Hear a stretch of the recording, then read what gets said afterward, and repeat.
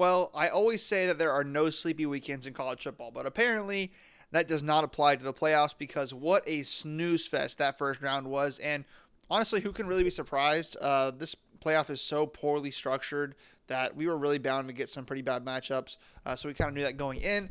But still, let's talk about what went down. But first, please like, comment, subscribe, and let's get into it, starting with the best game of the round, and that's Oklahoma versus Alabama.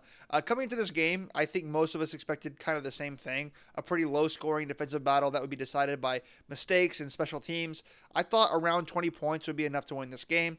I did pick Alabama mainly because I didn't believe Oklahoma would be able to force the turnovers at the same clip they were in the first matchup, and that part did end up being true.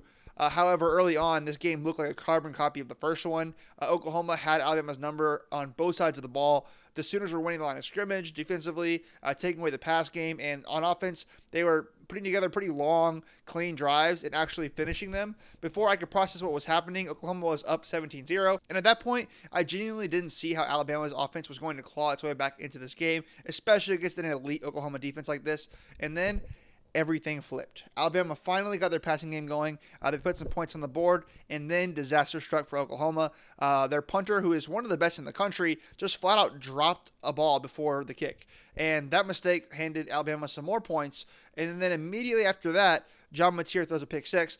And just like that, a 17-point lead is wiped away in the matter of minutes. So instead of Oklahoma going into halftime with a comfortable lead, the game was tied, and all the momentum was wearing crimson. And from that point on, it was pretty much mostly Alabama. Oklahoma did manage to put together one more scoring drive, but they could never fully regain control of the game. And then came the dagger, those two missed kicks by who I think is the best kicker in the country.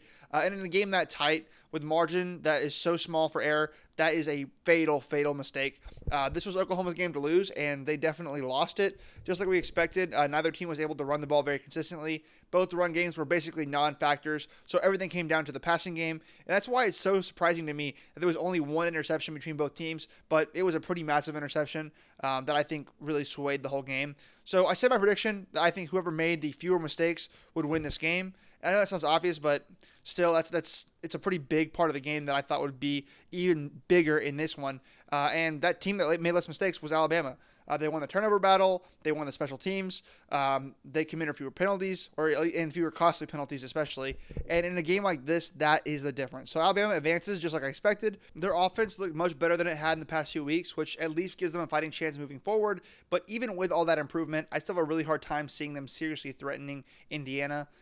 So that's my take on that game. Now let's talk about whatever the heck happened in College Station. 10-3 was the final score. If you told me that that was going to be the score of the Oklahoma-Alabama game, I would have definitely believed you instantly, but this game, no chance. I honestly am not surprised that Miami got held to 10 points. I've said it all season. I don't think their offense is very good. I am not a Carson Beck believer, so that part wasn't super shocking. But Texas A&M being held to 3 points, that was a massive shock to me. And look, Miami's defense deserves a ton of credit. They have an elite pass rush. They have been limiting mobile quarterbacks all year. They have a really solid secondary, and they absolutely made life difficult for A&M. But while watching this game, it really felt like A&M did a lot of this to themselves. I felt like A&M really completely outplayed Miami in most areas of this game. I felt like they were in Miami territory almost every drive. They were moving the ball. They were winning field position battles, and somehow they just never could come away with points. Marcel Reed had a just flat-out terrible game. Maybe the moment was too big. Maybe the lights were too bright, but this was not the same quarterback we've seen play and dominate conference play. His last 2 games have been really, really rough, and this one was probably the worst of them. 2 interceptions, both very, very costly. One of them literally ended the game. And when you add in another turnover, A&M finished the game with 3 turnovers to Miami's 1. That is a death sentence in a low-scoring game like this. It was just super ugly, embarrassing game for both teams, honestly. Miami was slightly better on the ground. Carson Beck was not very good through the air at all, but at least he didn't throw 2 picks. And sometimes that's what it takes. So by the end of this game, one thing was very clear to me, and that is whoever ended up winning this one was going to get absolutely steamrolled by Ohio State in the next round. So even though Miami escaped with a win, I actually left this game feeling worse about Miami's chances to make a run than I did coming into this game. All right, so now let's talk about the other two games. And I'm not going to spend too much time on these games because honestly, we knew exactly how they were going to go. Ole Miss did the exact same thing to Tulane that they did earlier in the season.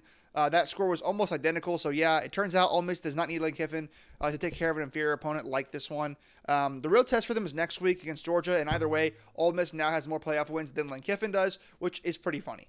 And as for James Madison, they also got handled by Oregon. Now, to their credit, they did put up a bit more fight than I expected them to, scoring 34 points on the Ducks, raising some real questions about Oregon's defense going forward.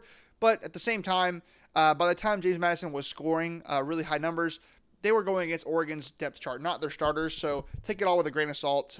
So let's be real. Oregon was just way too much for the Dukes to handle. The Ducks put up 51 points, never really close. The offense did exactly what it was supposed to do, and the defense just took their foot off the gas. So, of course, Oregon moves on, like we expected. And I'll be honest with you guys.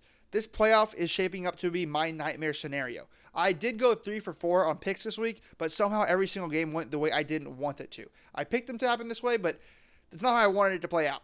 So, hey, hopefully next week is different. We'll see. That's all for this video, guys. Please stay tuned next week where I break down and predict the round 2 games, which should be a lot more exciting. See you next time.